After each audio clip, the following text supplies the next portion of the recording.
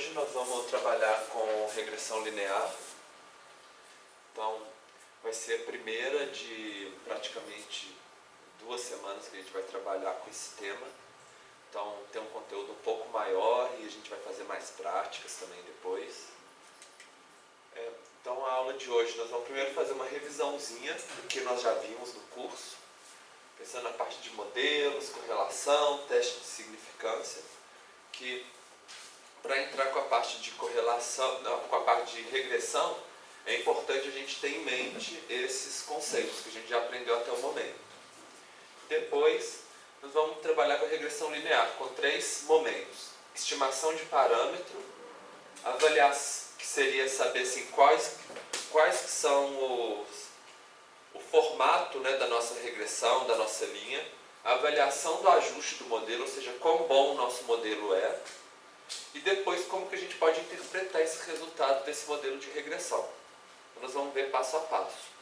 Depois, no final da aula, a gente faz uma prática com esse PSS para a gente aplicar o que a gente viu na aula. Então, a base para a aula de hoje é o capítulo 5, não só para a aula de hoje, mas para as próximas aulas também. Então, é a parte de regressão. Eu tinha a parte teórica vai até a parte 184, e da 184 em diante, até a 220, a parte prática no SPSS, que também é interessante se vocês quiserem dar uma olhada como referência também. Mas o que eu tinha pedido para vocês entregarem no fichamento, né, no resuminho para hoje, era até essa parte teórica, para vocês estarem mais preparados para o que a gente vai conversar na aula de hoje. Bom dia. Então, fazendo um resumo, uma revisãozinha do que nós começamos a ver desde o início do curso, nós começamos com a ideia de modelos. Então a gente tem sempre a ideia de que um modelo ele é uma simplificação da realidade, uma generalização, e por isso ele nunca vai prever certinho a saída, ele sempre vai ter um erro, uma incerteza incorporada a esse modelo. E a gente vai usar esse tipo de equação hoje para a gente fazer uma regressão. Então a gente vai estimar esse tipo de modelo, só que aqui a gente vai ter algo um pouquinho mais complexo, né? Sempre vai aumentando um pouquinho, cada aula a gente vai fazendo um modelo um pouco mais complexo.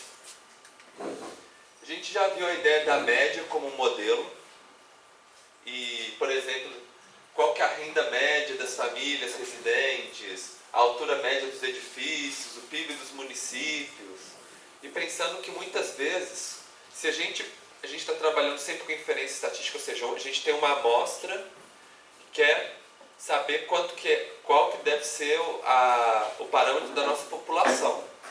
Então, a gente tem algumas famílias da Moca que a gente vai ter a renda e a gente vai querer usar esse grupo de famílias para estimar do restante, né? Então, se a gente calculou a média dessas famílias, lógico que tem um erro associado também, né? Mas, se de repente a gente pega uma família que a gente não sabe qual que é a renda, a ideia é que a gente pode usar a média, né, como uma primeira aproximação. A gente sabe mais ou menos a média da renda no bairro, a gente pensa, então essa família aqui que a gente não sabe, eles devem estar recebendo mais ou menos a média do que se ganha nesse bairro. Que é uma primeira tentativa da gente usar a inferência estatística. Bom, depois a gente começou a trabalhar com modelos lineares, que a gente fez na última 2 semanas atrás, a gente viu a correlação, e depois a gente até estendeu para a autocorrelação espacial, né? A ideia da correlação é que a gente tem 2 variáveis, e a gente vê se quando uma aumenta, a outra aumenta também. Ou então se quando uma aumenta, a outra diminui, né? E a gente parte de um diagrama de dispersão, onde a gente tem 2 variáveis, cada pontinho é um caso, né? E o que a gente quer saber assim, se conforme aumenta esse eixo de cá, o eixo de cá aumenta também para os pontinhos, né? De uma maneira linear. Se eles aumentam, a gente acha que tem uma correlação. Se, na verdade, quando um aumenta, o outro diminui, é uma correlação negativa, né? Então, a correlação correlação ela expressa principalmente a força dessa relação de uma com a outra. É muito forte, assim, quando um aumenta, o outro sempre aumenta, ou geralmente aumenta, mas nem sempre, aí é uma correlação mais fraca. Ou então não tem nada a ver um com o outro, né? Um não tem influência nenhuma. Então a gente olhando o diagrama de dispersão, a gente já tem uma ideia e a gente calcula o coeficiente de correlação, né? Para dar um indicativo de valor, assim, para a gente conseguir comparar, por exemplo, dados diferentes, modelos diferentes, né? Então, a correlação ela pode ser positiva, falei quando um aumenta, o outro aumenta, maior a renda, maior o consumo de água. Ela pode ser negativamente relacionada, quanto maior a renda, menor o consumo de água, se fosse o oposto. Ou não ter relação, um não influenciar o outro, né? Nós vimos que essa força de relacionamento, a gente pode fazer um indicador, que é o coeficiente de correlação de Pearson. Esse coeficiente, ele é baseado no seguinte, a covariância, que seria, se a gente pode expandir para esse lado de cá, né, que assim, quando uma variável aumenta em relação à média, será que a outra variável também aumenta na mesma direção em relação à média? Ou se, por exemplo, que aí seria o positivo, né? Ou então, se uma variável aumenta em relação à média, será que a outra diminui em relação à média? Aí seria o negativo. E depois que a gente faz para cada par de variável, a gente divide por n-1, para a gente ter porque senão ia dar um valor muito grande somando de cada variável, a gente divide pelo número de elementos. No caso é n-1 porque é os graus de liberdade, né? A gente quer passar da amostra para a população. E no final a gente divide pelo desvio padrão de cada uma das variáveis, para a gente padronizar os nossos dados. Então, se a gente não coloca, é a covariância, né? A covariância, ela está na unidade de medida do nosso dado. Está em metros cúbicos, em habitantes, em reais. Se a gente divide pelo desvio padrão, aí ela fica unidimensional. E além porque aí a gente consegue comparar variáveis diferentes, né? Grupos diferentes, e a gente tem um valor que sempre fica entre mais 1 e menos 1. Que é bom que a gente tenha uma referência do que é alto e do que é baixo. Se a gente não dividisse, a gente não teria, né? E aí mais 1 é quando está perfeitamente relacionado, positivo, menos 1 perfeitamente, só que negativo, né? E 0 significa que não tem relacionamento. Uma não influencia a outra. Então, é mais fazendo uma revisãozinha do que a gente viu até agora. E nós vimos também o teste de significância, que é para pensar assim, será que esse número que a gente conseguiu aqui do R, será que ele é o acaso? Simplesmente eu peguei uma amostra e por coincidência apareceu um valor? Ou será que realmente, assim, se eu tirar outra amostra, ele vai continuar positivo ou vai continuar negativo? Um pouco nessa ideia assim, de que será que eu posso estender o que eu consegui em uma amostra para a população inteira, por exemplo, né? Essa mesma tendência? Então a gente usa esse tipo de teste. Os testes estatísticos, para lembrar vocês, é sempre assim, o que o nosso modelo explica dividido pelo que o nosso modelo não explica. Então o que o nosso modelo explica, no teste, que a gente faz esse teste T, é o R. Se ele é maior, então nosso modelo explica mais, né? Uma varia junto com a outra. Se ele é mais próximo de 0, aí nosso modelo explica pouco. E a parte que ele não explica é o contrário, é 1 menos o R ao quadrado. Então, se o nosso R for pequenininho, aqui vai dar um valor alto, vai próximo de 1. Se o nosso R for grande, aqui vai dar um valor baixo e aumenta o nosso T.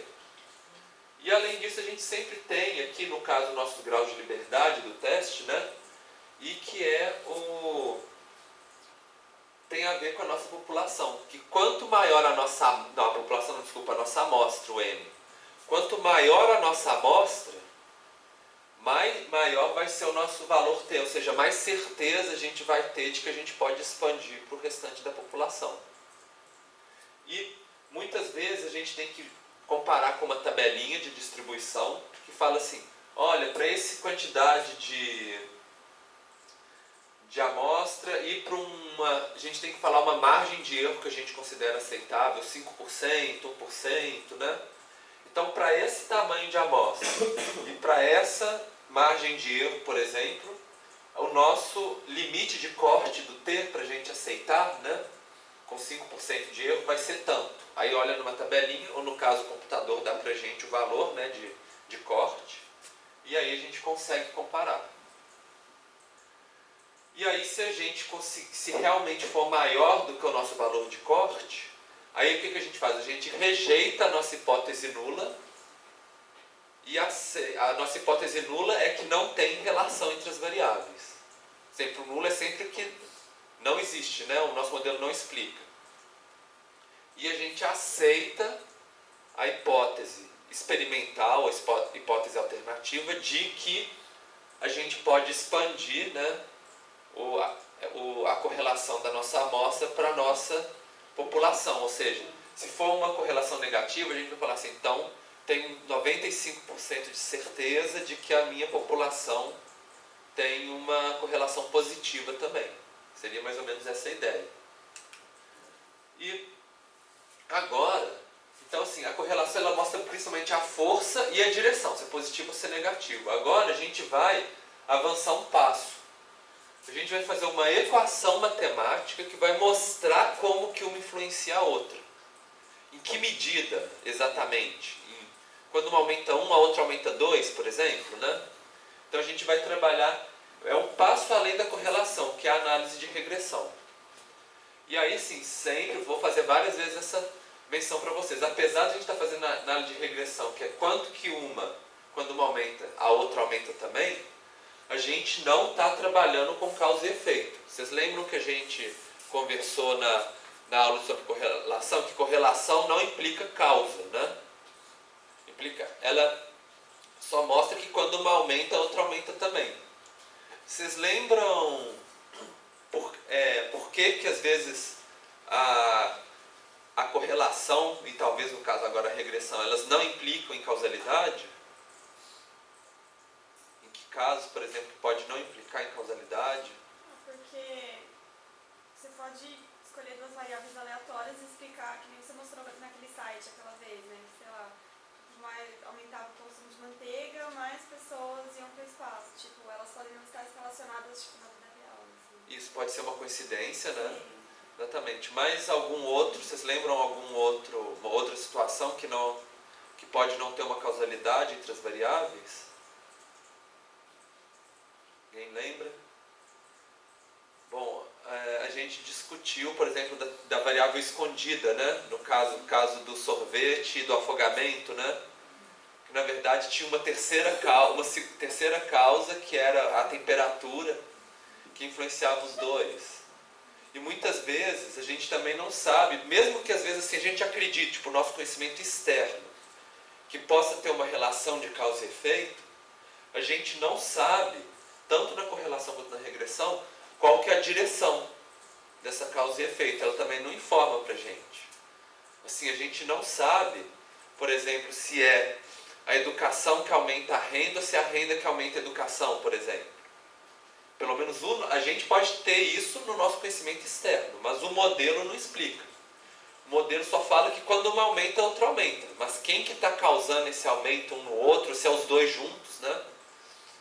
O modelo não está falando para a gente. A gente só sabe que elas caminham juntas, só isso. Bom, a análise de regressão, então, é a ideia da gente fazer uma equação que fala assim, quando uma variável aumenta, por exemplo, x, o que vai acontecer com o y? E aí a gente dá um nome para essas variáveis. O y a gente chama de variável dependente e o x de independente. A ideia de dependente e independente é o seguinte, independente é aquela que a gente está variando no experimento, por exemplo. E dependente é aquela que a gente está medindo o resultado, né? Para ver qual que é o efeito nessa outra variável. Efeito que não é causalidade, né? Eu já expliquei para vocês. É só a gente estar vendo como que muda, quanto que a variação de uma explica a variação da outra. E em alguns lugares a gente vai ver outros nomes para isso. Então, dependendo do livro, do site que vocês olharem, às vezes, em vez de dependente, vai estar falando x, y como variável resposta, ou variável de saída, por exemplo. E é a mesma coisa, é a mesma ideia, né, da resposta. E o x, às vezes, vai estar como indicadora, previsora, explicativa. Mas, no fundo, vocês estão vendo que é sempre a mesma ideia, né? A gente varia o x e vê qual que é o efeito no y. Esse é que o modelo faz, que é o que a gente pode ver nessa equação aqui. Essa é a equação mais simples de regressão. Existem equações bem mais complexas, né?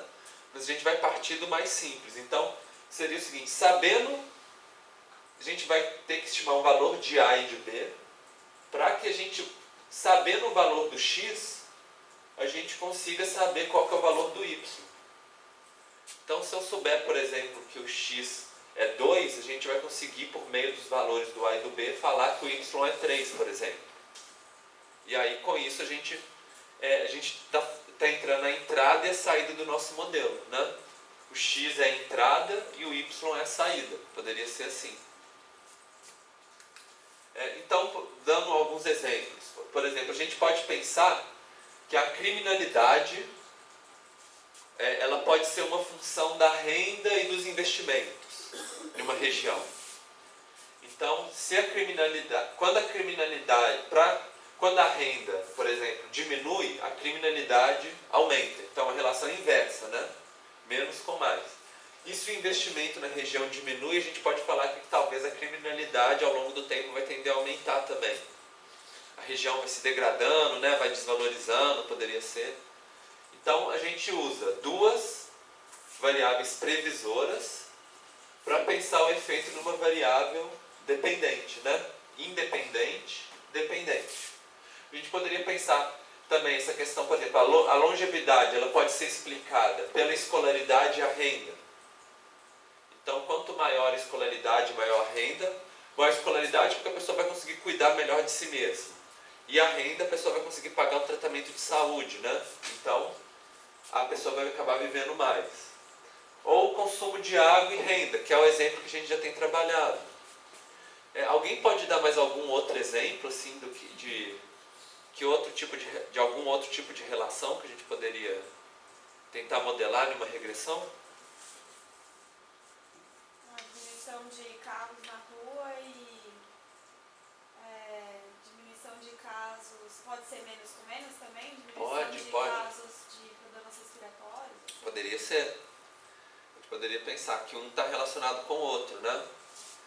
E aí fazer as medidas e achar uma equação que explique, né, dessa de cá. Alguém tem algum outro exemplo?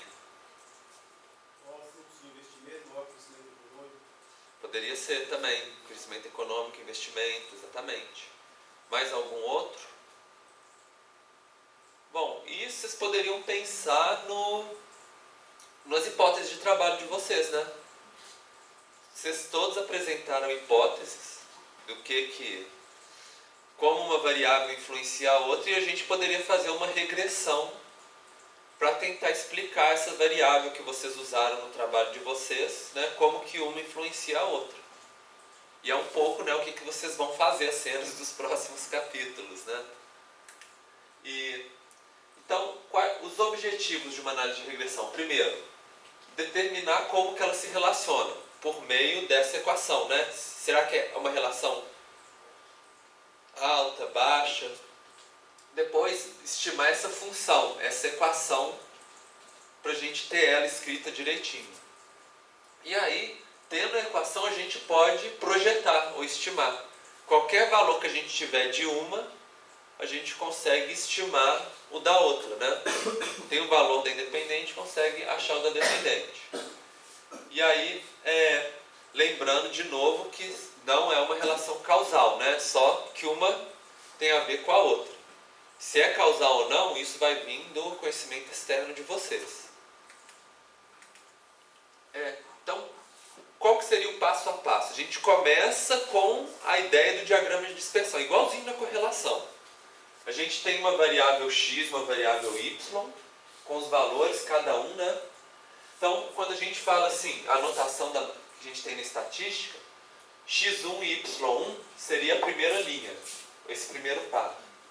x2 e y2 é esse segundo par, e assim por diante. E aí, a gente quer ver se existe uma tendência linear comparando cada um desses pares. Então, é o que a gente começou a fazer na parte de correlação, coloca um no eixo, um no outro e vê se a gente consegue pensar assim, olha, olhando aqui, parece que tem uma linha, né? Está sendo positivo, ou então está sendo negativo, quando um aumenta e o outro diminui. Então, se a gente olha o diagrama de dispersão e tem uma relação que a gente vê que é linear, então é um bom indicativo de que a gente pode fazer uma regressão. Às vezes, se a gente já olha e vê que não tem relação nenhuma, às vezes a gente já até desiste, né? Não, melhor procurar outra variável, outro modelo, porque esse aqui não está legal. Vamos procurar uma outra coisa. A gente já não precisa nem seguir os passos mais avançados. E às vezes, essas relações vão ser não lineares. Que a gente já viu, né, na aula de correlação, por exemplo, fazendo essas curvas, né? E nesses casos existem técnicas de regressão não linear, mas que nós não vamos aprender no nosso curso.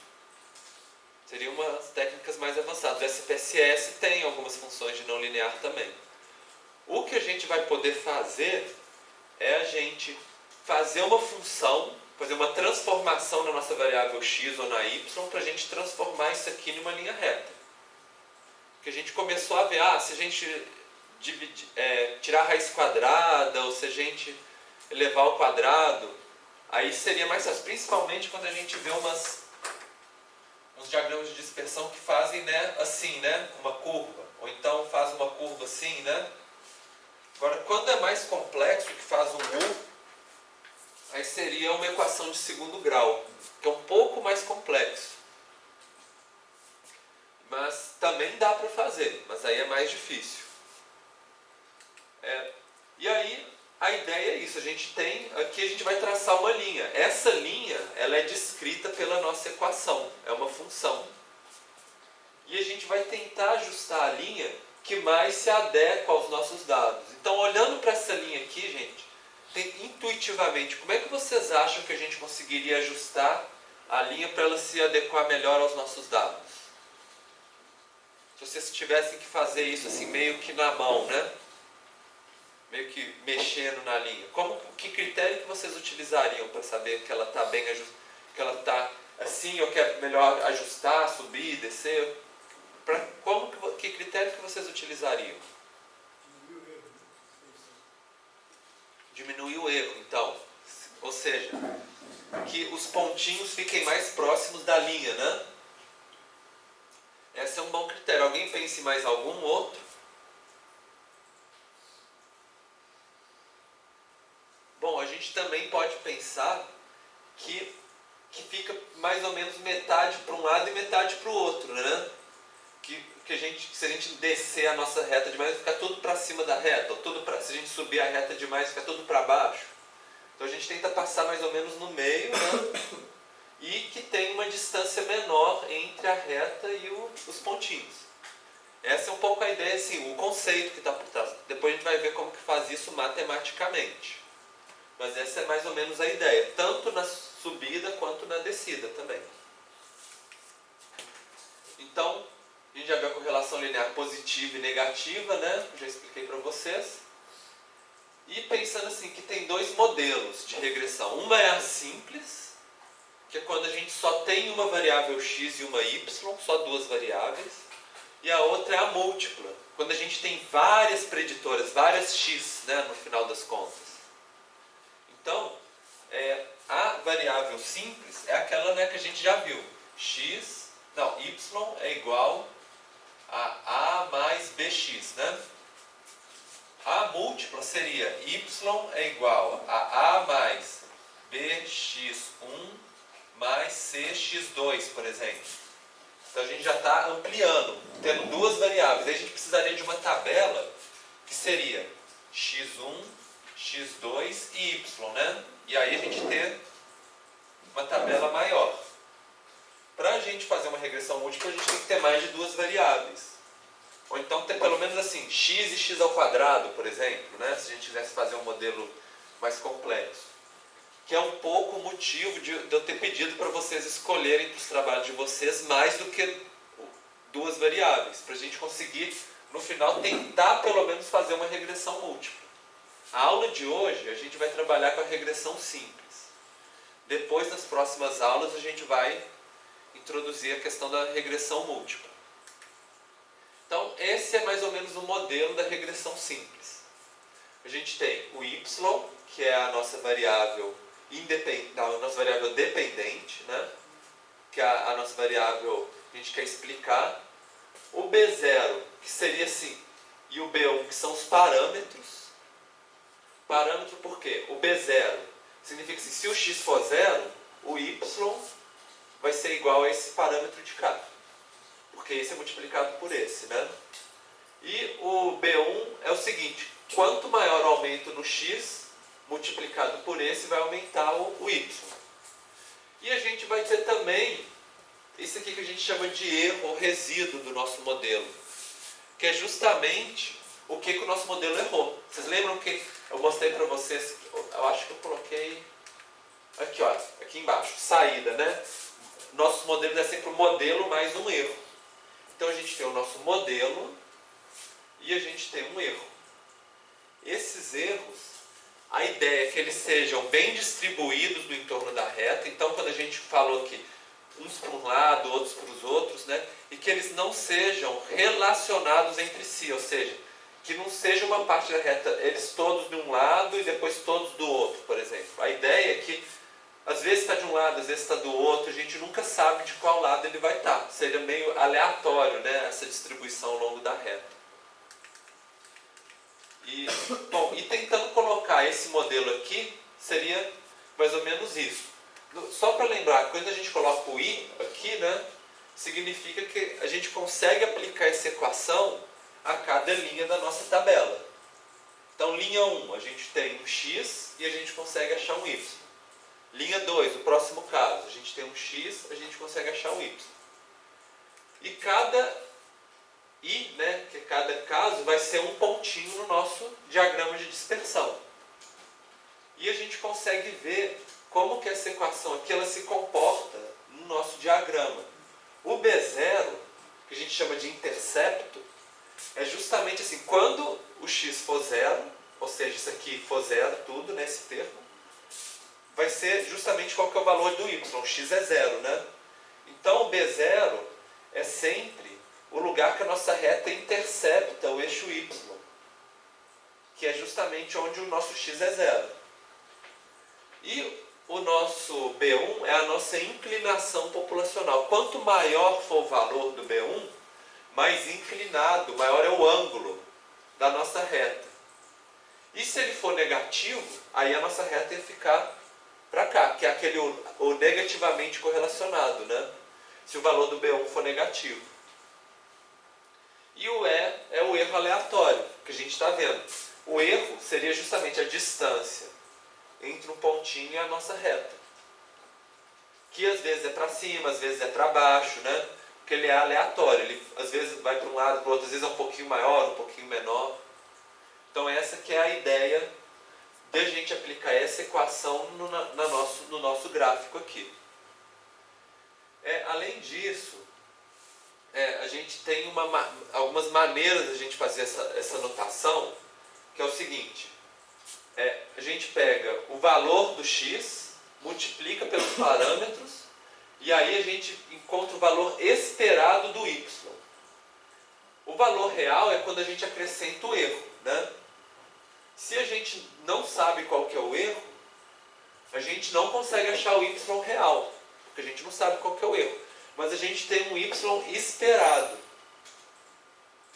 Fala assim, a nossa estimativa de quanto que é o y.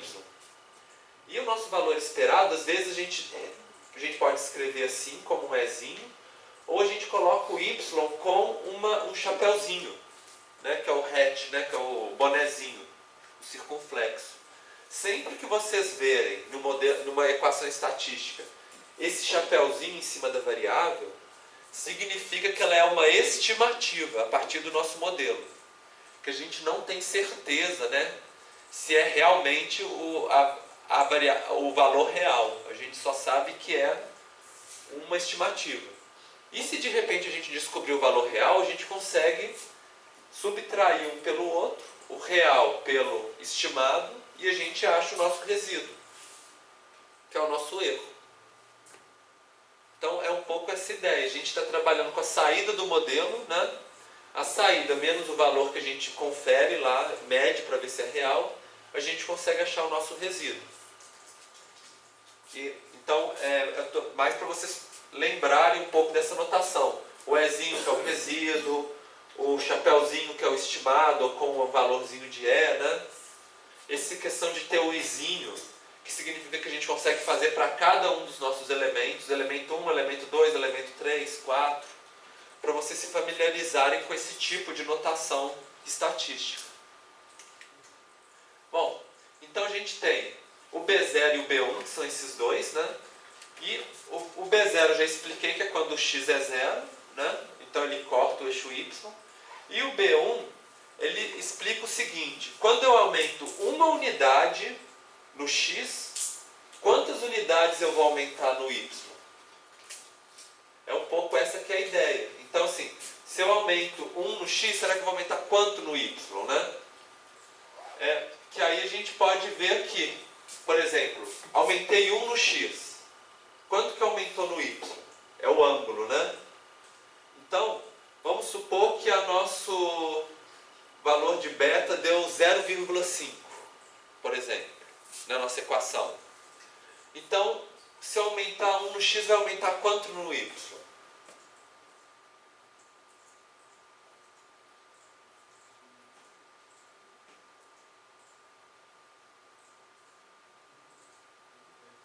Oi?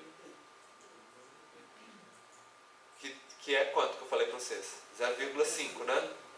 Então, se o nosso valor do beta fosse, por exemplo, 2, aí se eu aumentar 1 no x, aumenta 2 no y, assim por diante. Uma outra observação que eu queria fazer para vocês relacionada ao beta 0, que é o de cá, né? É que nem sempre ele tem um efeito real. Porque nem sempre faz sentido a gente falar que vai ter um valor x de zero. Por exemplo, no consumo de água. Não pode ter uma pessoa que de repente viva sem beber água. Por exemplo, não tem sentido, né? Então, assim, a reta ela sempre vai cruzar em algum momento. Mas, às vezes, não vai ter nenhum sentido real para a gente. A gente consegue esticar a reta tanto no infinito, quanto para um lado quanto para o outro. Mas o nosso modelo só faz sentido dentro do intervalo de dados reais, né, que a gente consegue.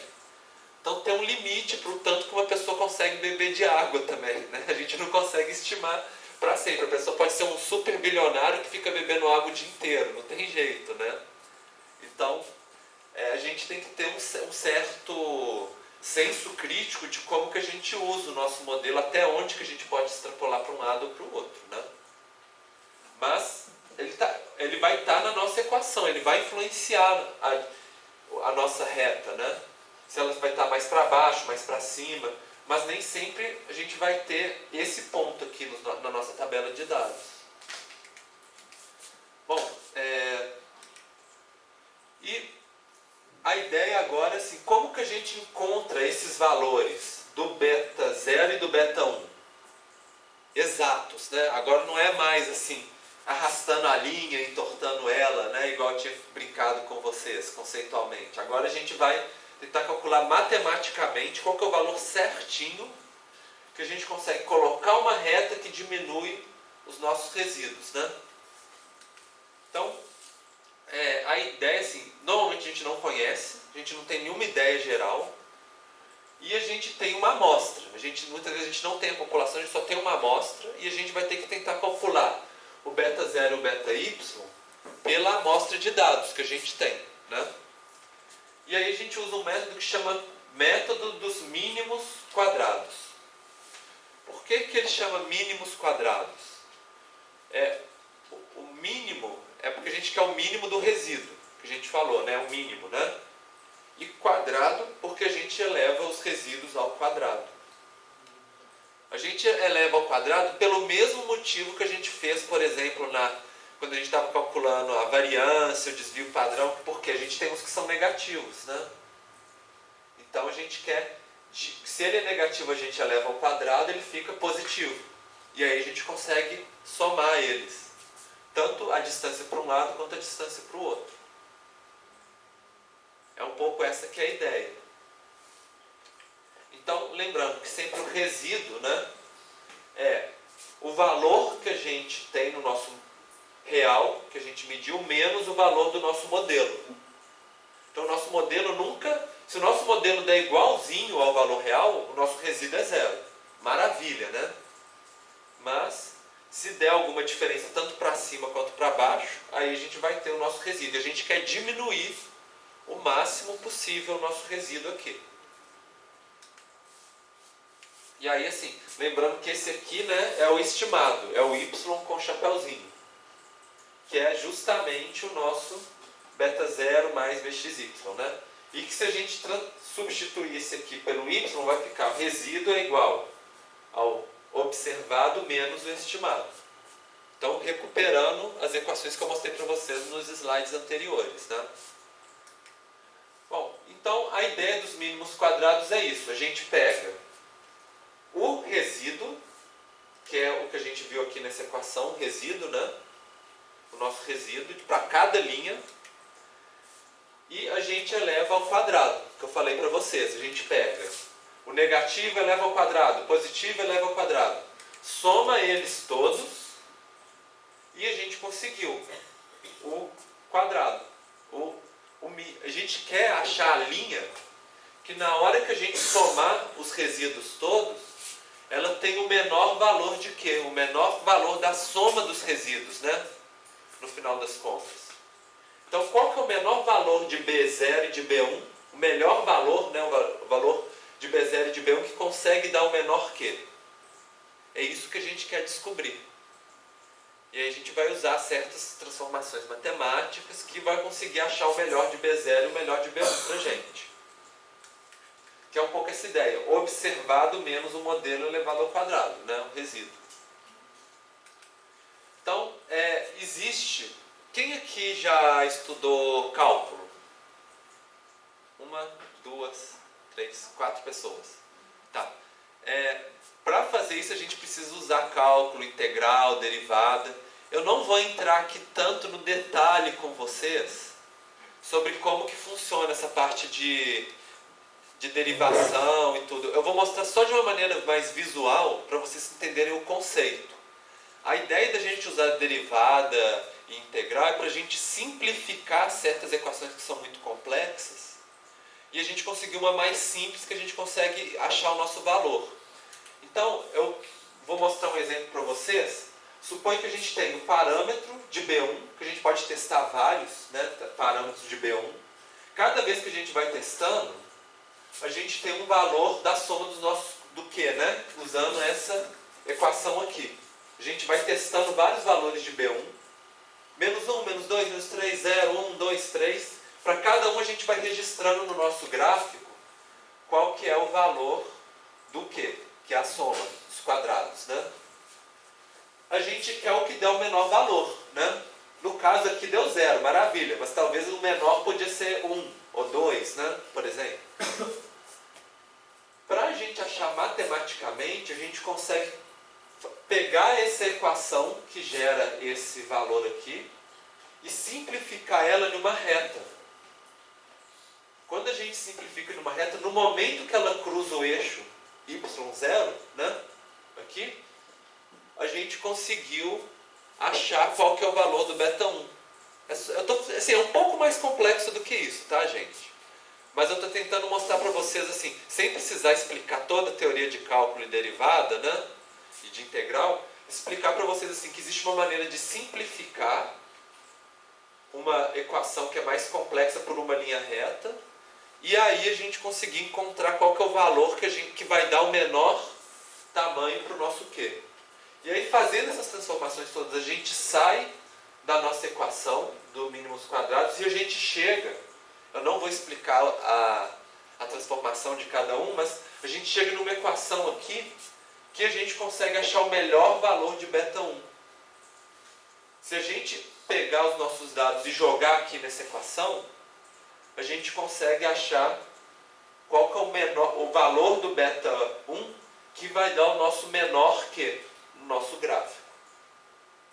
E aí, é engraçado que ele é muito parecido com a nossa fórmula da covariância. Olha só, pega o aumento do x em relação à média e a variação do y em relação à média, né? Exatamente igual a gente fez na variância, quando a gente calculou a variância, dividido pela variância geral do x. Quer dizer, se o x é mais disperso ou não em relação à média.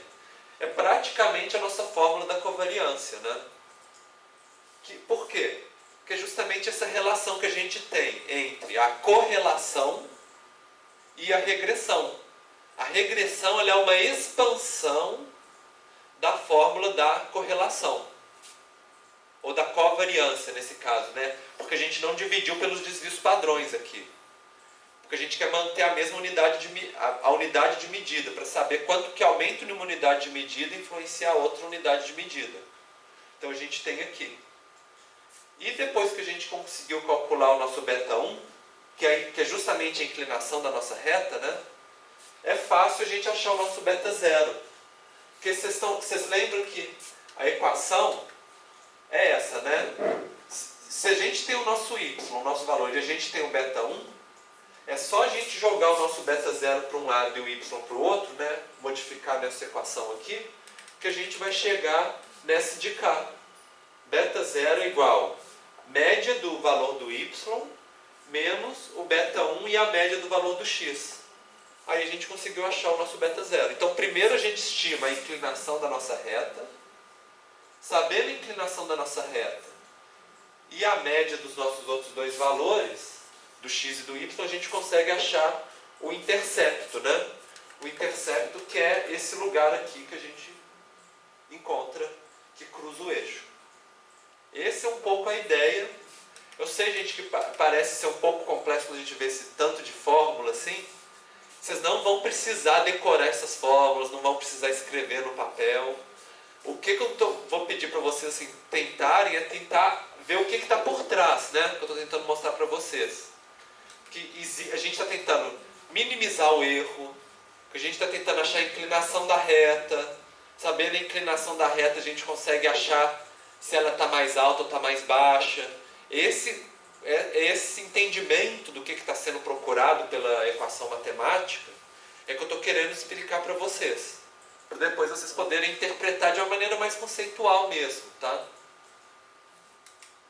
E aí, vamos comparar então a nossa correlação com a regressão. Elas têm algumas semelhanças e têm algumas diferenças, um modelo com o outro. Primeiro, tanto uma quanto a outra, já falei, não determina causalidade, né? A gente só sabe se uma está variando junto com a outra, mas ela dá uma pista, né? Se uma está andando junto com a outra, seja na mesma direção ou direção oposta, a gente pode usar essa pista para usar conhecimento externo, né, e supor por que elas estão variando desse jeito. E a gente viu na aula de correlação como que a gente testa estatisticamente a regressão, e a gente vai ver agora como que a gente pode testar também essa regressão linear, se a gente pode expandir essa relação da nossa amostra para a nossa população. Com que margem de certeza ou de incerteza, né? Então a gente também pode fazer a mesma coisa. Então nesse momento as duas são bem relacionadas. As duas também trabalham com relações lineares. Então o nosso diagrama de dispersão, tanto para correlação quanto para regressão, ele tem que ser linear. Se tiver curva, então está mais difícil, né? Tem que usar umas técnicas mais avançadas. Só que a correlação ela só identifica se é linear ou não. A regressão ela determina, ou seja, ela faz uma função, uma equação que a gente viu, né? E que permite a gente fazer predições. Sob um a gente consegue prever qual que é o valor do outro. A correlação, ela é muito assim, o quão próximo está a gente fala assim, quão próximo a relação deles é perfeitamente linear. 0 não tem e 1 é perfeito, 1 ou menos 1, né? Já a regressão linear não é simplesmente o quão próximo se aproxima de uma reta, mas ela também fala assim, se aumentar quantas unidades em uma, vai aumentar quanto na outra. É uma informação a mais que a gente não tem aqui na correlação.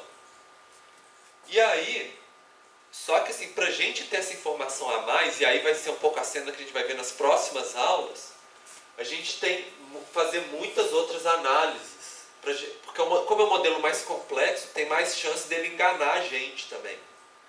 Então a gente vai ver que a gente vai precisar analisar mais os resíduos, ou seja, o erro do nosso modelo de uma maneira mais profunda, para a gente ver, por exemplo, se esses valores realmente são confiáveis. Às vezes pode parecer, sim, numa primeira análise, se a gente usar só o dado da nossa aula de hoje, que a regressão é ótima, um modelo. Depois a gente pode ver, analisando com mais profundidade, que na verdade era um engano nosso. Então, a gente precisa de um entendimento maior de estatística, de uma análise, investigação mais profunda, para a gente ter mais confiança na regressão linear. A correlação é mais simples. Deu valor, é isso mesmo, então está linear, né? Então é isso aí, a gente já pode explicar e usar com um pouco mais de facilidade. Bom, e aí vem essa pergunta, como que a gente pode saber o quanto que a nossa regressão ela é boa, o nosso modelo? Será que ele é um modelo que explica bem, que explica ruim? Será que eu posso passar, por exemplo, da minha amostra para a minha população? Isso é o que nós vamos ver agora nessa parte da aula. Quanto que a nossa linha adere aos dados, né? Um pouco essa ideia, será que os dados estão grudadinhos na linha ou não, né? Então, a gente tem a nossa equação. Lembra que o erro do modelo é sempre Bom, eu acho melhor começar pelo diagrama, né? Para ficar mais fácil para vocês, em vez de começar por fórmula. Pensa que a gente tem uma variável x e uma variável y, né? Por exemplo. A gente já viu na primeira aula do nosso, segunda ou terceira aula, né? Nas primeiras 2 semanas do curso, que a gente pode traçar uma média como um modelo, né? Vocês lembram dessa linha reta? Horizontal? Que é a média. Então é o primeiro modelo que a gente aprendeu. Nessa aula de hoje, a gente está aprendendo a traçar uma reta inclinada, que é a nossa regressão. E aí vem a primeira reflexão para a gente. Qual modelo que a gente acha que é melhor? Será que é essa linha inclinada ou será que é a nossa linha reta? Aí eu vou perguntar para vocês, olhando esses pontinhos todos aqui que a gente tem aqui. Vocês acham que se a gente pegar um ponto que a gente não conhece o valor de y, é mais confiável a gente usar essa linha de cá ou a gente usar essa linha de cá inclinada? Oi? Inclinada. Por quê?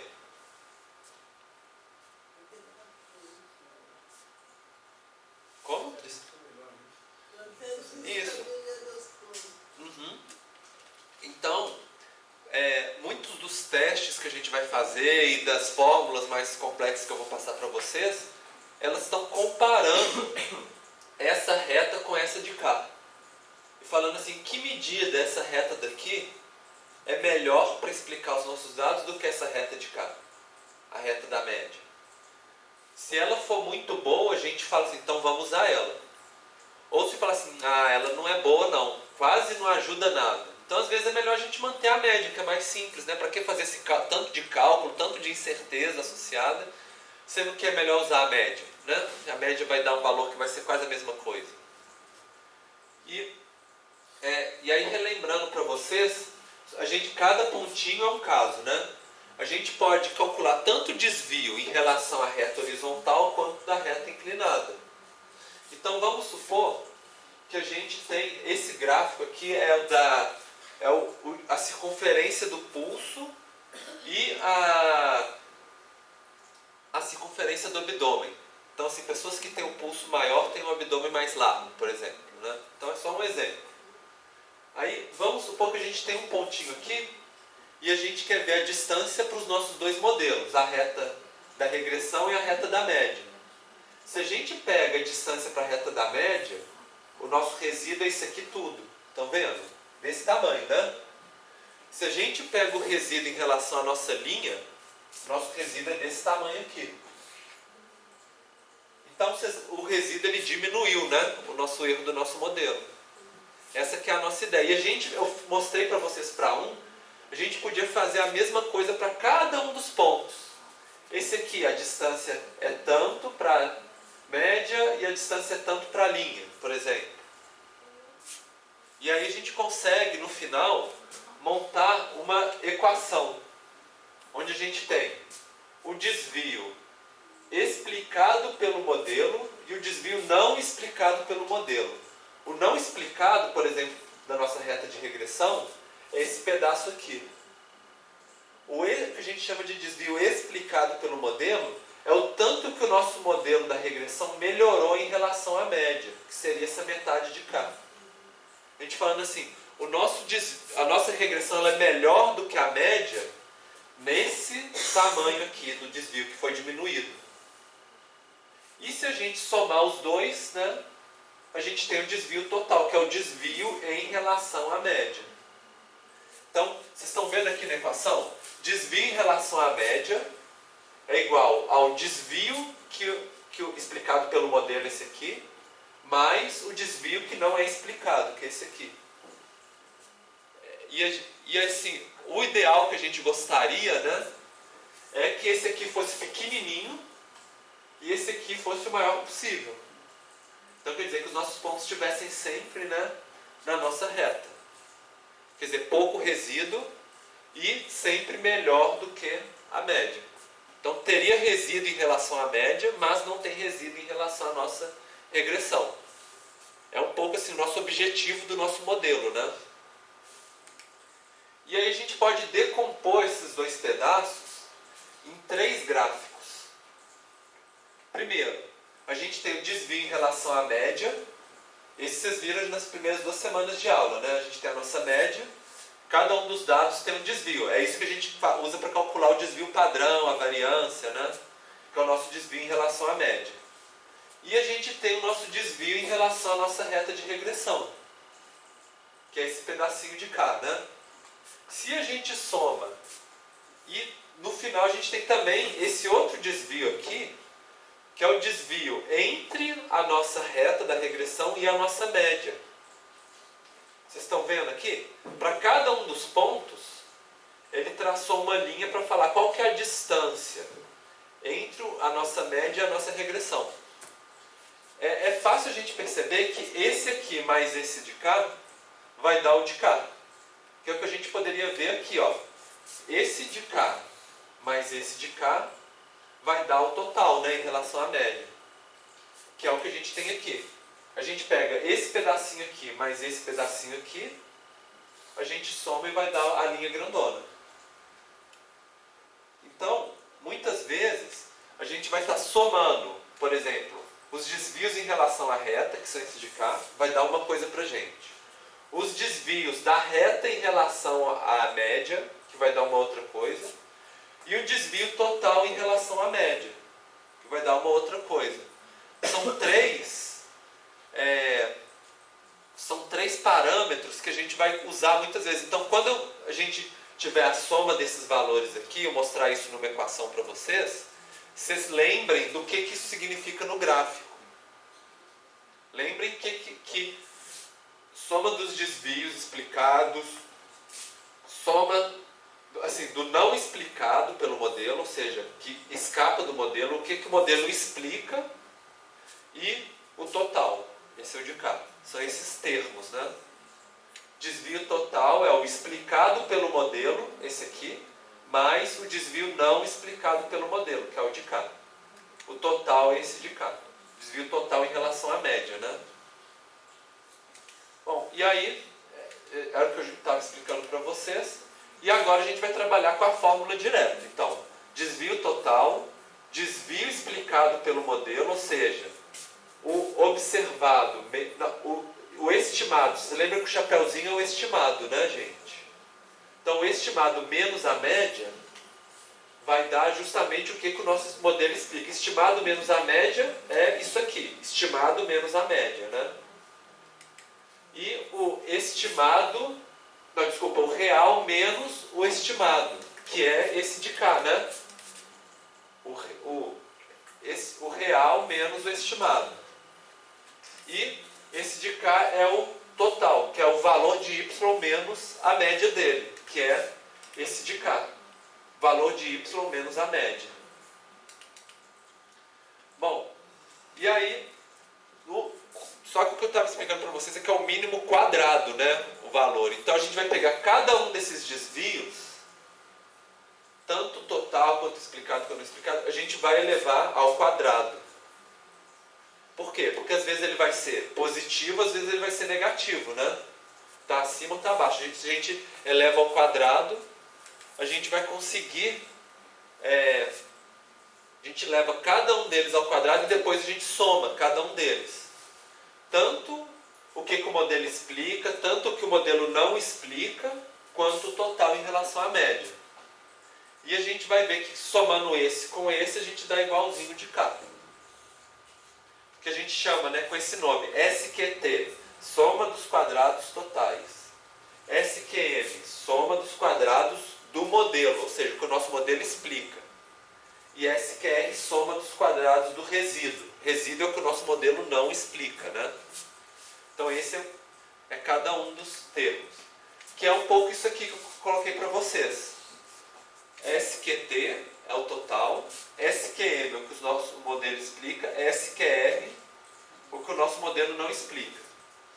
Então vamos tentar pensar, o que aconteceria se o nosso soma dos quadrados totais fosse zero? O que isso significa?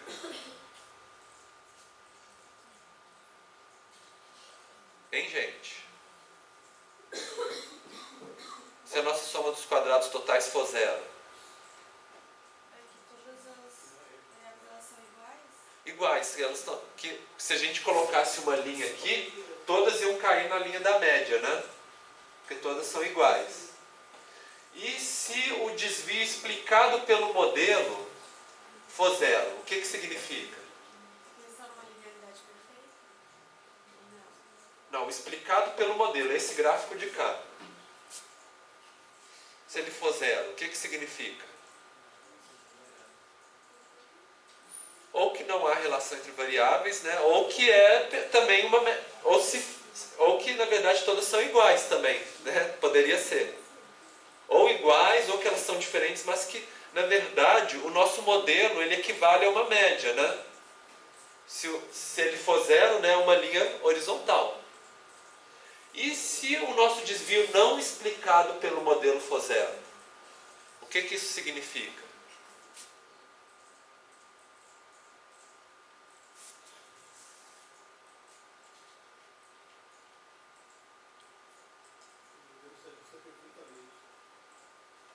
Nosso modelo é perfeito, né? Então, que não tem erro no nosso modelo. Bom, é mais ou menos essa que é a ideia.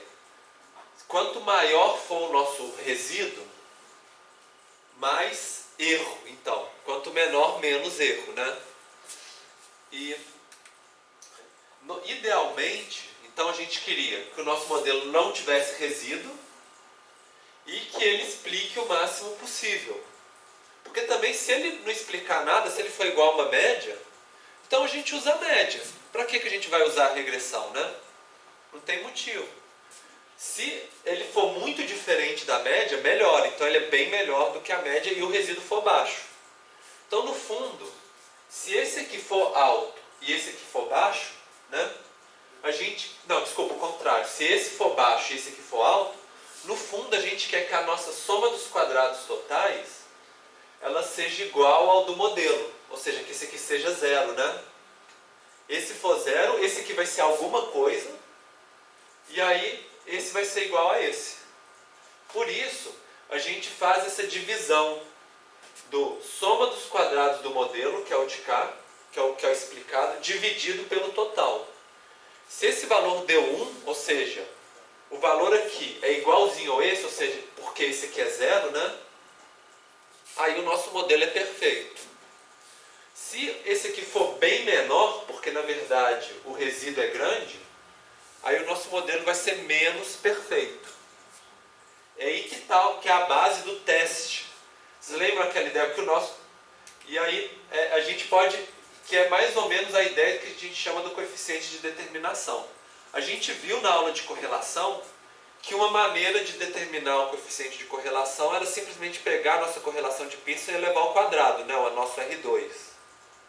Agora a gente está vendo uma outra maneira, que também calcula igualzinho, a mesma coisa o R2, o coeficiente de determinação. A gente pega a soma dos quadrados do modelo e divide pela soma dos quadrados totais. Se a gente fizer isso, vai dar certinho qual que é a porcentagem de explicação do nosso modelo. Então, se aqui, por exemplo, for metade desse, ou seja, ele consegue explicar metade e a outra metade é resíduo, né? Então, essa que é a ideia do coeficiente de determinação. Quantos por cento que o nosso modelo consegue explicar? É 50% e o outro 50% é erro? É 90% e sobra só 10% de erro? É aí que está o significado desse tipo de coeficiente. Que eu não podia explicar para vocês na aula de correlação ainda, porque a gente ainda não tinha visto, né, todas essas etapas.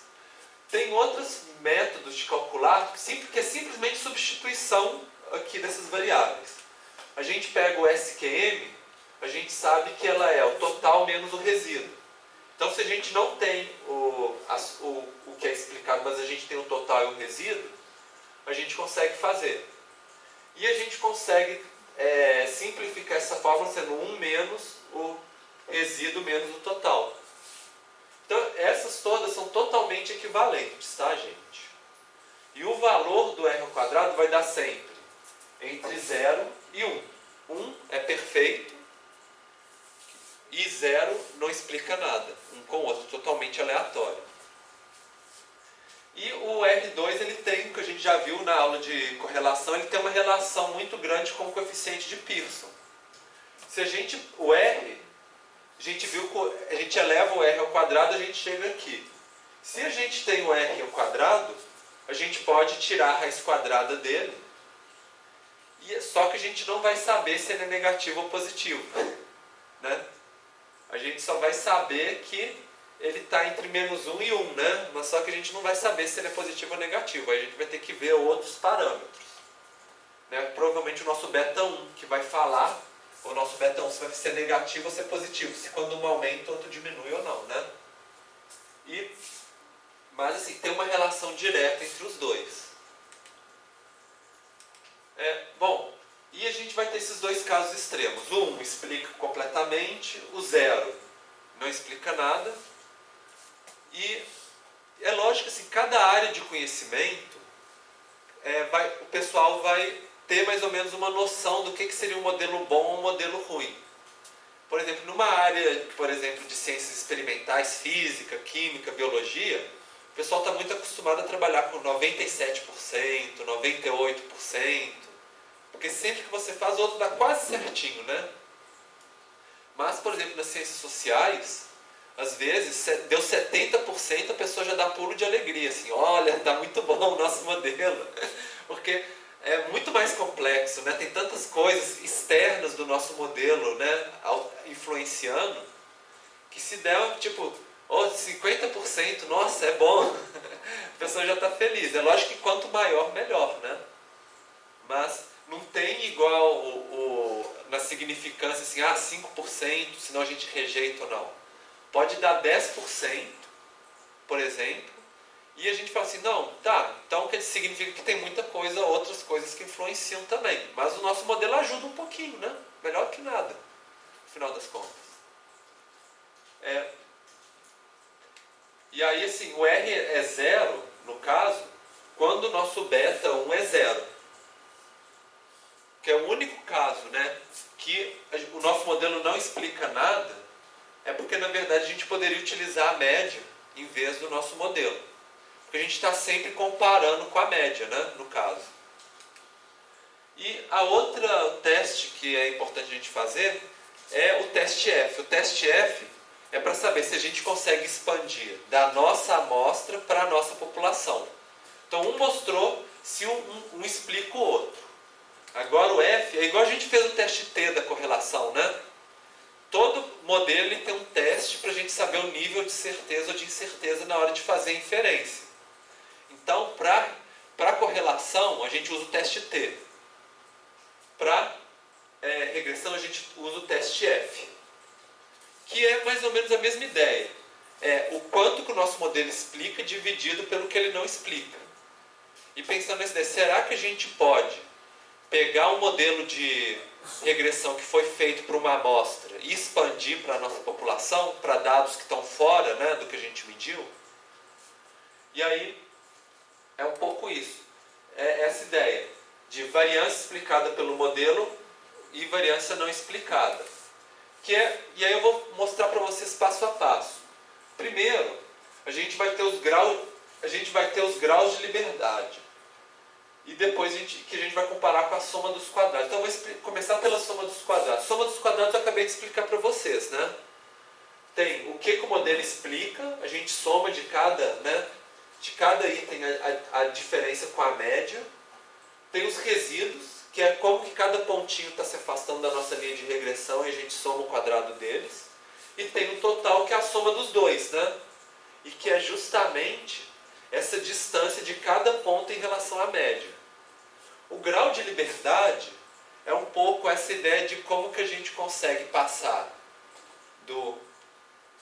da nossa população para da nossa amostra para a nossa população, né?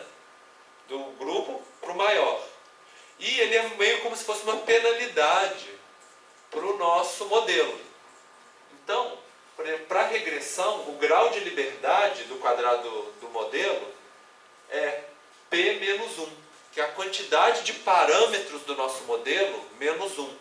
Então, lembra, esse aqui é o nosso modelo mais simples, né? A mais BX.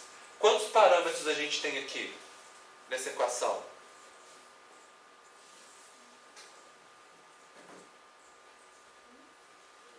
Tem o B0 e o B1, né? B0 e o B1, no caso. Então são dois parâmetros. Então o nosso grau de liberdade vai ser 2 menos 1. Se a gente tivesse mais outro parâmetro, igual à equação múltipla, né? Tem 1, 2, 3 parâmetros. Tá vendo? Que a gente vai ter que estimar. Então o grau de liberdade vai ser 2, né? 3 menos 1, por exemplo. E o resíduo é o número de amostras que a gente tem menos a quantidade de parâmetros que a gente tem. Então, no caso, a gente tem quantos parâmetros? A gente já viu 2, né? Naquela equação mais simples. Então, 30, por exemplo. Suponha que a gente tem 30 casos. Menos 2 vai dar 28. E, tendo o grau de liberdade e a soma dos quadrados, a gente vai calcular o que a gente chama de quadrado médio. O quadrado médio ele é simplesmente a gente pegar esse valor de K e dividir pelo de K, pelo grau de liberdade. E aí, assim, esse dividido por 1, porque 2 menos 1 dá 1, né? Então deu esse valor de K, que é os quadrados médios do modelo. Esse valor, que é a soma do quadrado dos resíduos, se eu dividir por 28, que é 30 menos 2, né, no caso, 30 casos menos 2 parâmetros, vai dar 299, que a gente chama de soma de quadrado médio dos resíduos. Certo? E o nosso teste F, ele é simplesmente você pegar esse valor aqui e dividir pelo de baixo. Aí a gente tem a nossa estatística F. Lembra que eu expliquei para vocês que a estatística teste é sempre o que o nosso modelo explica pelo que ele não explica? Então, isso aqui é o que o nosso modelo explica. O quadrado médio dos resíduos. O quadrado médio do modelo, desculpa. E esse aqui é o que o nosso modelo não explica. O quadrado médio dos resíduos. Então, pegando o que ele explica pelo que ele não explica, a gente tem a estatística F. que é justamente isso. F é igual ao quadrado médio do modelo dividido pelo quadrado médio dos resíduos. Então, vou fazer umas... E aí, sabendo isso aqui, sabendo uma distribuição que a gente calculou numa tabelinha, né, que eu não vou mostrar para vocês, mas que o computador calcula automaticamente uma distribuição, a gente consegue saber o valor P, que é justamente a nossa porcentagem de erro, né, que a gente poderia pensar. Então, 0,001. O que isso significa? Vocês conseguem interpretar essa significância?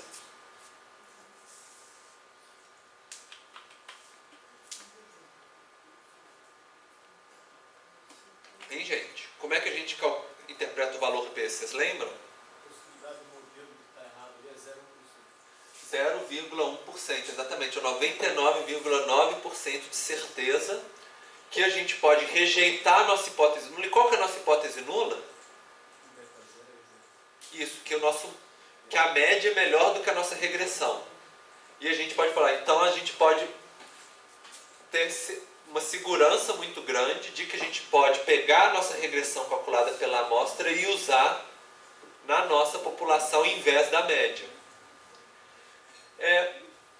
Então, vamos pensar assim, se aumenta o nosso quadrado médio do modelo, que é o que o nosso modelo explica, o que acontece com o nosso valor de F?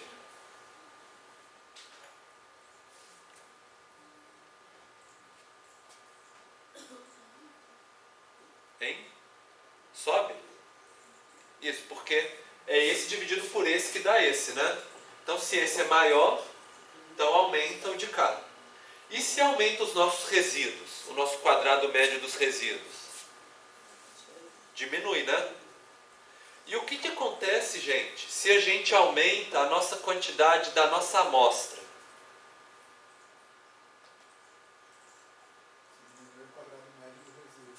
Diminui o quadrado médio do resíduo, né? E aí, se diminui o quadrado médio do resíduo, o que acontece com a nossa estatística F? Aumenta, né? Então, isso também, esse caso que quanto maior for a nossa amostra, mais certeza a gente vai ter que a gente pode expandir para a população.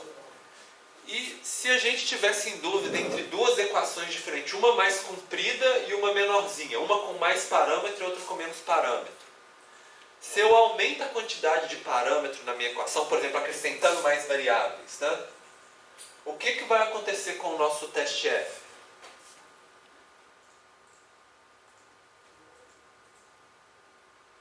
Aumenta a quantidade de parâmetros.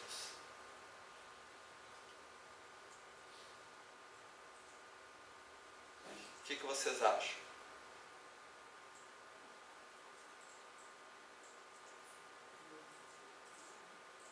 Oi?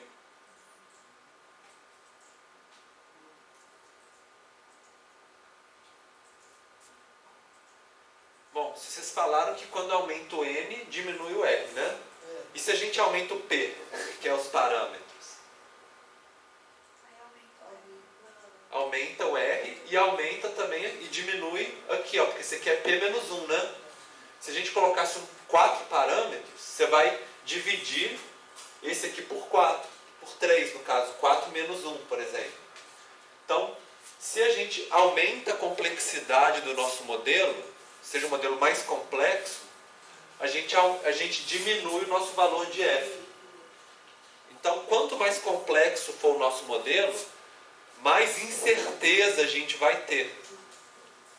E é um jeito assim da gente pensar. A gente quer modelos simples, mais seguros, né? E que tenham poucos resíduos com uma amostra muito grande. Seria o mundo ideal, né? Só que nem sempre. Às vezes a gente tem amostras pequenas, modelos complexos e muitos resíduos. Aí a nossa incerteza aumenta. É só para vocês lembrarem. A gente está fazendo as contas aqui, mas é para vocês pensarem no conceito que está por trás, né? A gente quer coisas simples, pouco resíduo, muita amostra, é o mundo ideal, né, que a gente gostaria. Mas que nem sempre é possível. Bom, e aí, só lembrando vocês que tendo esses valores aqui da nossa ANOVA, por exemplo, na tabelinha, a gente consegue calcular o nosso coeficiente de determinação. Porque vocês lembram que é quadrado do modelo dividido pelo total, né? Então a gente divide um pelo outro e a gente acha um valor, 0,43. O que esse 0,43 significa? Oi? São explicadas, exatamente. Isso, exatamente. O nosso modelo explica 43% da relação entre elas, né? Essa que é a ideia. Bom, e aí a gente pode pensar como que a gente interpreta o teste F. A gente tem uma variável, uma hipótese nula, de que o nosso beta1 é igual a zero, e que todos os nossos parâmetros, né, são iguais a zero, ou seja, tudo é uma média só, né? É a nossa hipótese nula. Eu coloquei rho, porque, só para vocês lembrarem, né, do Papai Noel, que o H0 é sempre hipótese nula. HA ou HE é a hipótese experimental, alternativa, né, o jeito que a gente costuma escrever. E a ideia é o seguinte, pelo menos um dos parâmetros da nossa equação, eles são diferentes de zero, ou seja, melhor do que a média. Se um dos parâmetros for, a gente já fica feliz. Se a gente conseguir negar esse de cá, a gente consegue aceitar o de cá, né? Então a gente calcula um teste F, e aí ele vai dar um valor, né, do modelo com o do erro, o quadrado médio do modelo dividido pelo quadrado médio do erro, que foi esse dividido por esse, né? E aí a gente vê se esse valor que a gente chegou, se ele é maior do que um valor crítico que a gente escolheu a partir de uma tabela, né? No caso, 5% de certeza, não, 5% de erro, a nossa tolerância é 1%, 0,1%. Se o nosso F estimado, calculado, ele passou desse limite de tolerância, a gente pode rejeitar a hipótese nula e aceitar a hipótese alternativa. Esse que é a ideia, o procedimento para a gente fazer. E aí, assim, é só para dar um exemplo para vocês de como que calcula essas tabelas, né? Então, a tabela, assim, você tem que saber a quantidade de parâmetros e a quantidade de elementos da amostra. E aí a gente vai na linha, na coluna e fala assim, ó, aqui para 95% é 4,2, por exemplo. A nossa, o F crítico. Então, se o F for maior do que 4,2, então ele conseguiu ficar acima do nosso limite de tolerância, né, de erro. É mais ou menos o que a gente fazia à mão, mas que hoje o programa de computador já faz automaticamente para a gente. Então a gente não precisa ficar checando tabelinha. Ele já fala assim, ó, ele já dá o valor P para a gente já de uma vez e a gente já usa ele. Mas antigamente, né, a gente usava a tabelinha para achar. Que é justamente essa tabelinha, ela equivale a essa distribuição aqui, ó, a distribuição do F. É um pouco diferente da normal, não é? Mas ela acha um valor e fala assim, ó, 5%, 1%, 2%, né? Ele define qual que é o parâmetro crítico do F. Se o nosso estiver acima, a gente consegue achar a gente consegue rejeitar a nossa hipótese nula. E, bom, então a gente já fez o teste da nossa regressão inteira e a gente pode fazer testes para cada um dos parâmetros, porque esse aqui é só assim, tem pelo menos um dos parâmetros que é diferente de zero. Mas e se a gente quiser saber qual deles que é, por exemplo? Será que é um ou outro? Será que é o B0, B1? Se tiver outro, B2, B3, qual deles? A gente pode fazer um teste para cada um. E a ideia é mais ou menos a mesma. A gente vai ter que fazer um teste T, no caso, e a gente vai estimar um limite de tolerância.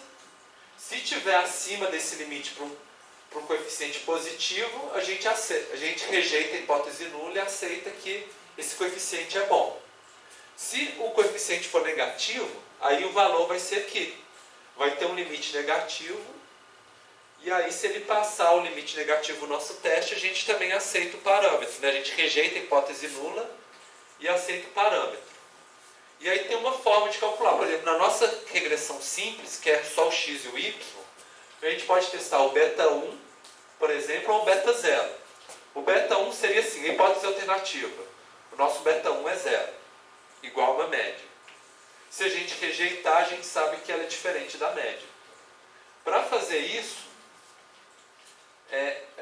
a gente vai ter que fazer um cálculo. Que seria mais ou menos, né, porque a nossa equação é essa daqui, é um pouco mais complexa, mas lembra que eu expliquei para vocês, aqui atrás, vou voltar um pouquinho na aula aqui para vocês, que a gente usando uma derivação, né, integral aqui, a gente conseguia estimar o beta 1, que é praticamente a fórmula da variância, né? Se a gente calcular o beta 1, então vamos lá na frente de novo. A gente consegue falar assim, estimamos que o nosso beta 1 é esse, a partir da nossa amostra, né? Agora, além do beta 1, que a gente fala assim, o estimado, porque a gente pode estimar a variância do nosso beta 1 a partir dos nossos resíduos. Então a gente consegue fazer o resíduo, o quadrado médio dos resíduos dividido pela variância, vai dar a variância do nosso beta 1. Pensando assim, que se a gente tirar, o conceito é mais ou menos a ideia, se a gente tivesse diferentes amostras, lembra daquela teoria da distribuição amostral? Tirasse muitas amostras, cada uma a gente estimaria um valor de beta 1 um pouquinho diferente. Tirou uma amostra, está assim, a outra está assim. Tem uma variaçãozinha da nossa inclinação da reta. Então, aqui na variância estimada, a gente usa essa fórmula para pensar assim, qual que é a variação estimada da nossa reta, se a gente fosse tirar várias amostras. E aí, sabendo a média e a variância, a gente consegue fazer uma distribuição, por exemplo, de student, se for amostras pequenas, ou uma distribuição normal, se for uma amostra mais de 120 casos, né? E a gente consegue padronizar o nosso beta 1, que é simplesmente, lembra que a padronização, gente, é esse valor de, quando a gente queria padronizar, a gente sempre fazia assim, x menos a média dividido pelo desvio padrão, né? A gente pode padronizar o nosso beta 1 também, menos a média dividido pelo desvio padrão. Com isso a gente consegue colocar ele numa distribuição e ver, por exemplo, qual que é a porcentagem de chance dele ser maior do que zero, menor do que zero. Só para explicar, seria mais ou menos isso. A gente tem uma hipótese nula, que a gente tem um beta 1, que é igual a zero. Então, se a gente pega o esperado e substitui esse aqui por zero. E sabendo a variância, a gente consegue descobrir assim, quanto maior a nossa variância do beta 1, mais esticada é a nossa distribuição. E se de repente o nosso beta 1 que a gente achou no nosso modelo, ele está além do que seria o beta 0 aleatório, ou seja, isso aqui, se a gente pegar várias amostras, a chance do beta ser zero, a maioria das vezes vai dar aqui, mas algumas vezes vai dar um pouquinho para cá e para lá, porque as nossas amostras variam, né? E aí, se o nosso beta 1 for muito alto o suficiente, no caso o beta 1 padronizado, né, que a gente viu aqui, a gente consegue colocar aqui, se ele for além de K, ou se ele for menor do que esse limite de K, a gente fala assim, tudo bem, então o nosso beta 1, ele não é fruto do acaso. Se eu pegar outra amostra, provavelmente assim, com mais de 95% de chance, por exemplo, ele não vai acontecer aleatoriamente. Ele só vai acontecer se realmente tiver uma tendência nos nossos dados. E é um pouco essa que é a ideia. E aí a gente pode fazer isso para cada parâmetro. Então eu mostrei aqui para o beta 1, né? Se a gente fosse fazer para o beta 2, não, para o beta 0, que seria o beta 0 é assim, o beta 0 é 0, é a nossa hipótese nula. Que é o beta 0 é esse aqui, né? O Azinho aqui. E a hipótese alternativa é que ele é diferente de 0. Aí, em vez de usar essa fórmula mais complexa do beta 1, qual que é a fórmula do beta 0? Eu tinha mostrado para vocês.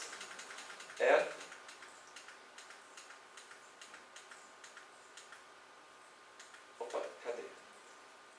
Não, passou. Essa daqui, ó, mais simples, né? Essa é do beta 1. A do beta 0 é quando a gente já tem o beta 1 já e a gente consegue calcular o beta 0, né? Então a gente faria isso aqui, calcularia a variância do beta 0, faria o mesmo teste T direitinho, e aí a gente chegaria no... A gente conseguiria rejeitar, ou não, né?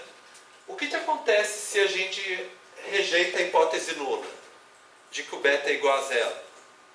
Para vocês pensarem, o que significa? Rejeitei a hipótese nula de que o beta é igual a 0. Ele é diferente de 0, né? Uhum. Então quer dizer que quando o nosso valor x for 0, o y vai ser diferente de 0, né? Vocês pensarem, quando o x for 0, o y vai ser diferente de 0, porque o a vai ser diferente de 0, né? E se a gente, por exemplo, não conseguir rejeitar a hipótese nula? O que isso significa, gente?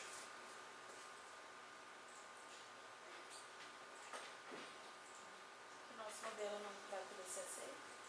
É que a gente não tem certeza, né? Não pode rejeitar a hipótese nula, a gente não tem certeza que ele é diferente de 0. Se a gente não tiver certeza, a gente pode até simplesmente excluir o nosso beta 0 e fazer um modelinho mais simples ainda, só assim, ó. Bx é igual a y, por exemplo. A gente poderia fazer um modelo assim. Se a gente faz um modelo assim, a diferença é que o nosso modelo, a reta vai passar aqui no meio só, né? Porque quando o x for 0, o y vai ser 0 também. Isso às vezes pode acontecer, né? Em algum tipo de processo, fenômeno que a gente está estudando. E aí a gente fica mais simples o nosso modelo. A gente não precisa ter o alfa aqui. Faz uma equação mais simplesinha ainda. Então a gente pode fazer esse tipo de teste e ver, né? Bom, então agora a gente vai fazer uma análise prática. Gente, fechando essa parte teórica, alguém tem alguma dúvida? Fala, vocês tiveram... Quem teve alguma dificuldade? Normalmente, assim, eu sei que tem uma... Cada um de vocês tem uma base diferente de matemática, de estatística. Uns têm mais facilidade, outros têm menos. Alguns vão pegar mais coisa, outros vão pegar menos. E eu vou falar para vocês que vocês não precisam preocupar demais em relação a isso não, tá? A ideia era assim, para vocês pegarem o máximo possível com a minha explicação na aula de hoje. Mas o importante é o que a gente vai ver agora, que é a prática. É como que a gente pega um dado, faz a regressão e interpreta os dados, que é isso que vocês vão ter que fazer. Então, a ideia é assim, quanto mais vocês pegaram dessa aula que eu dei até agora para vocês, mais vocês vão aproveitar, vão entender mais. Mas o mínimo que vocês têm que conseguir fazer é pegar os dados de vocês e interpretar uma regressão. Então, eu queria pedir para vocês abrirem o SPSS e nós vamos fazer uma atividade prática agora. Eu quero... Então, os dados de aula estão lá no Tidia, no repositório. Também estão no Drive Alunos, também, quem tiver acesso do computador de vocês, na aula 11. No fundo, é a mesma tabela de dados que a gente tem usado desde o início do curso. Então, se vocês já tiverem ela no computador de vocês, vocês já podem abrir ela, que a gente vai pegar os dados de renda e de consumo de água mesmo, né, para o município, se facilitar para vocês. E aí vocês abram o SPSS, abram essa base de dados, então. Vou dar um tempinho para vocês abrirem. Vai ser uma prática relativamente simples. Mas o importante vai ser vocês prestarem bem atenção na interpretação. Então, alguém teve alguma dificuldade para acessar os dados? Todo mundo abriu o SPSS direitinho? Conseguiram abrir a base de dados? Alguém ainda não abriu? Alguém precisa de alguma ajuda para acessar os dados? Não? Certo. Então, eu vou pedir para vocês abrirem o arquivo e a gente vai no menu analisar regressão linear, que é o modelo de regressão mais simples que a gente tem. Então, abrir os dados de consumo de renda, né? Vai analisar a regressão linear e vai abrir uma janelinha para vocês. Essa janelinha ela tem muitas opções que a gente vai explorar nas próximas aulas. Nessa aula de hoje, a gente vai fazer o mais simples. A gente tem uma variável dependente, que vai ser o consumo de água per capita total, que é o primeiro, né, que tem aqui, é o total. E a independente, a renda per capita de 2010. Se a gente quisesse fazer uma regressão múltipla, mais variáveis, a gente ia jogando elas todas aqui também. Mas a gente vai usar só uma para começar, que é o tema da nossa aula. Na aula que vem a gente vai colocar mais. E é simples, a gente vai, coloca dependente e independente e clica em OK. Que aí já vai dar o resultado para vocês.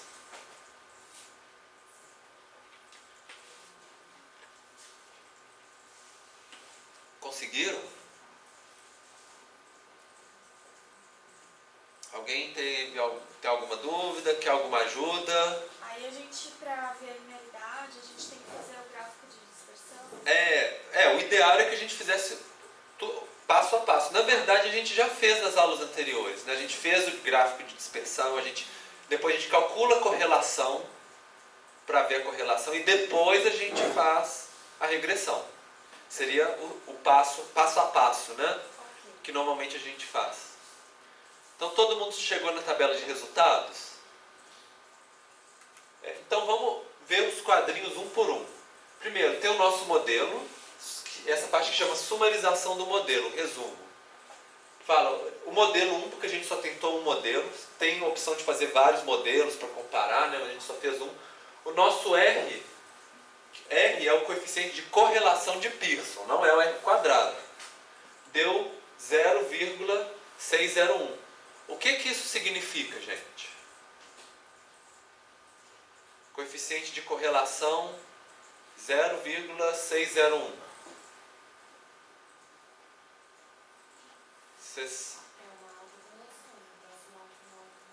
Isso, está mais próximo de 1 do que 0. E é positiva, né? Exatamente. O nosso R quadrado é simplesmente pegar essa e elevar ao quadrado. E o que ele significa? Então,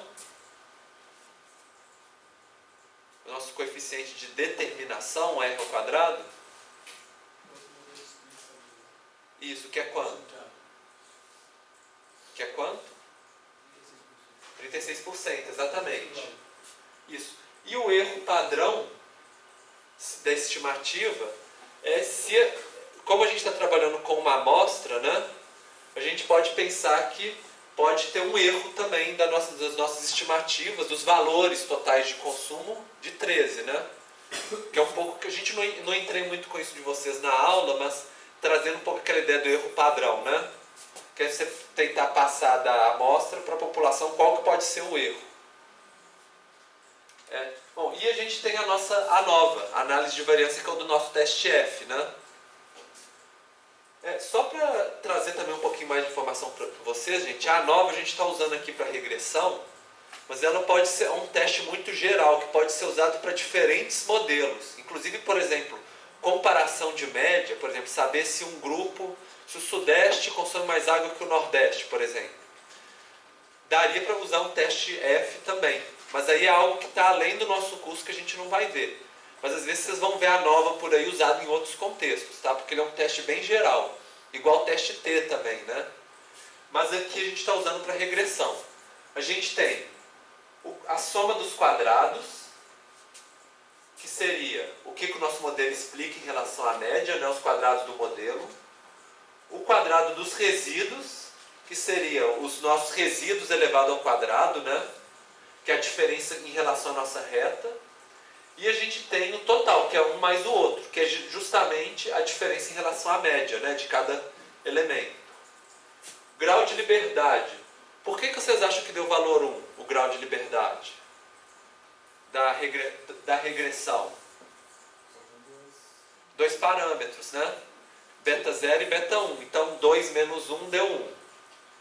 E o do resíduo deu 4, 4, 15. Por que vocês acham que deu 4, 4, 15? Como que chegou nesse número?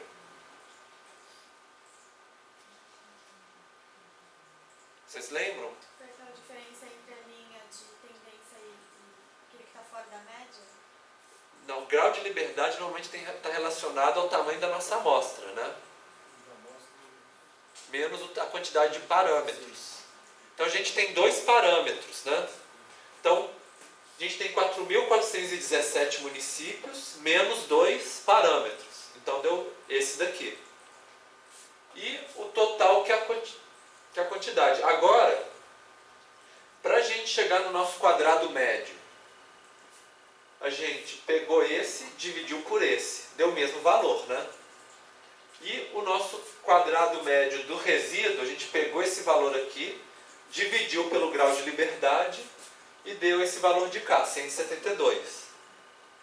Como que a gente chega no nosso valor de F? Vocês lembram? Dividiu um pelo outro, né? E aí chegou nesse valor, 2.499. Vocês lembram que no exemplo anterior, que eu mostrei para vocês, deu... Cadê? Deu 21, né? E já deu 99,9% de certeza. Agora, deu quanto? Deu 2.400, praticamente 2.500. É muito mais alto, né? E aí vocês veem, a significância deu quanto? Como vocês interpretam esse grau de significância aqui do lado? Esse de cá.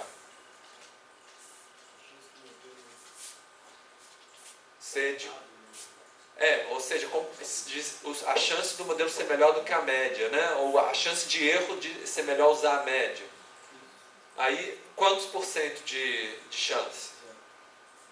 Não é zero não, viu gente? Significa assim, nesse número de casas decimais, é zero, mas sempre tem um valor, nunca é zero.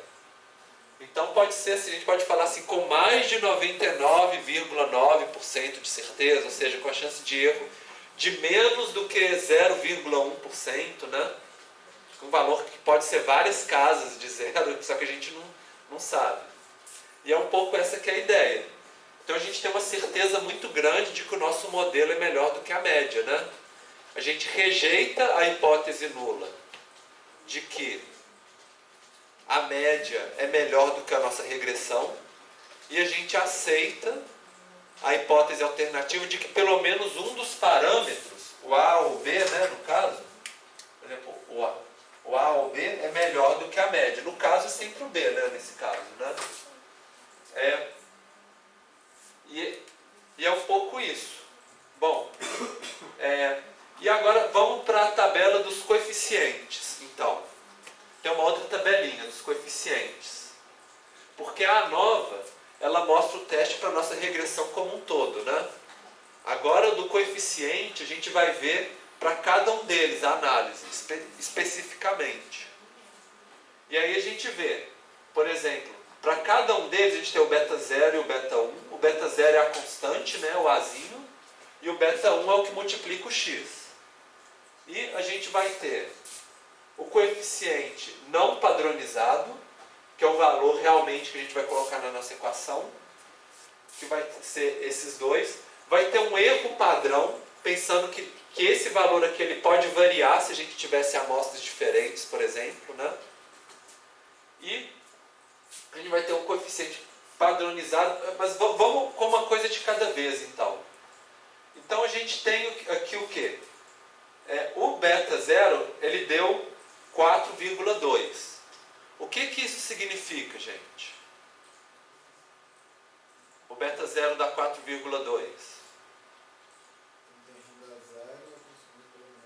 4,2 litros de água por ano, né? Alguma coisa assim, metros cúbicos de água por ano. E o teste T deu 9,33. Com uma significância de 0,000. Então, o que significa isso? Essa significância. Esse teste de significância.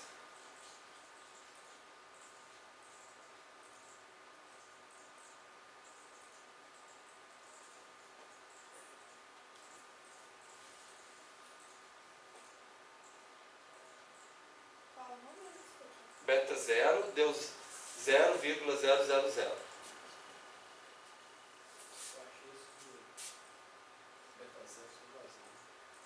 Isso, então assim, é muito pequeno, né?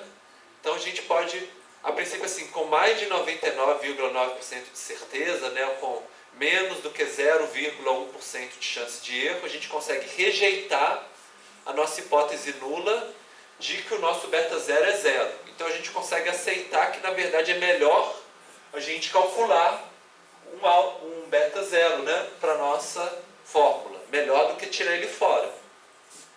E o nosso beta 1? 0,041, aqui o coeficiente dele. O que isso significa?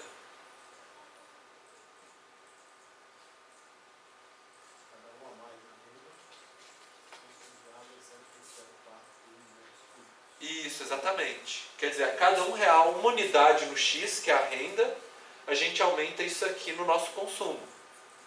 É isso mesmo.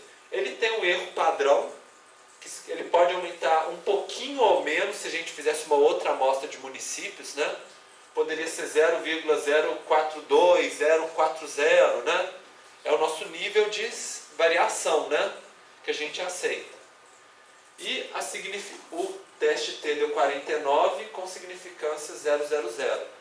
O que isso significa, então, gente? Essa significância. Hein?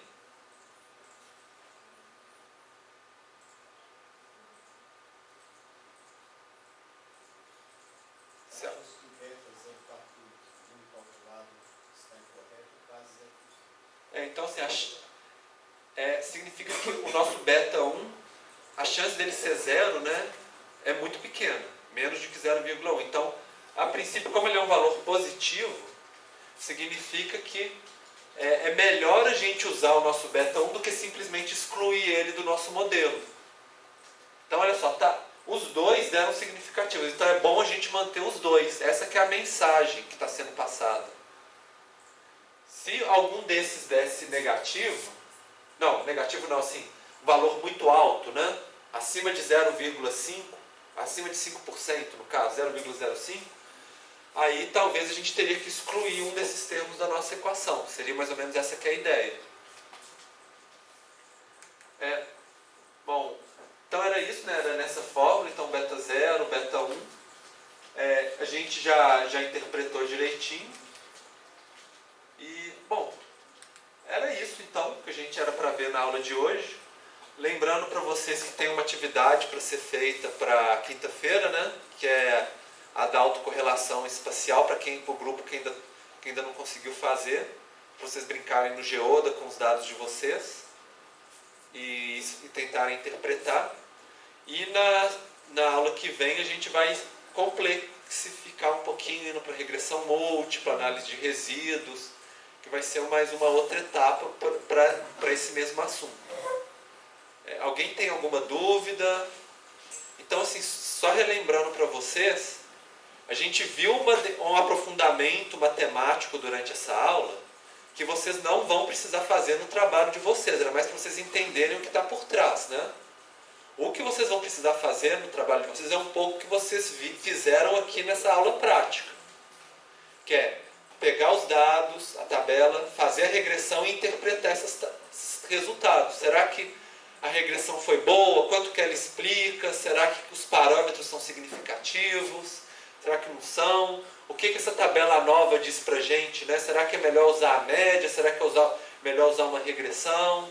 Qual que é a porcentagem de certeza que a gente tem nesses testes? Se a gente rejeita a hipótese nula ou não rejeita? É isso que vocês vão... que eu queria passar para vocês de conhecimento prático, que é a habilidade para vocês trabalharem com esse tipo de modelo. Tá? A parte matemática é mais para a gente não chegar com uma mágica para vocês, né? Assim, esse é o número e é assim que interpreta. Para vocês saberem que existe um processo até chegar lá. Mas vocês não precisam, vocês não vão ser estatísticos, né, para trabalhar com a matemática, desenvolver modelos estatísticos, essas coisas. Vocês vão aplicar eles na prática. Esse que é o objetivo do nosso curso, tá? Bom, então é isso, e aí a gente continua trabalhando então nesse tema na aula que vem. Então até quinta-feira então para vocês.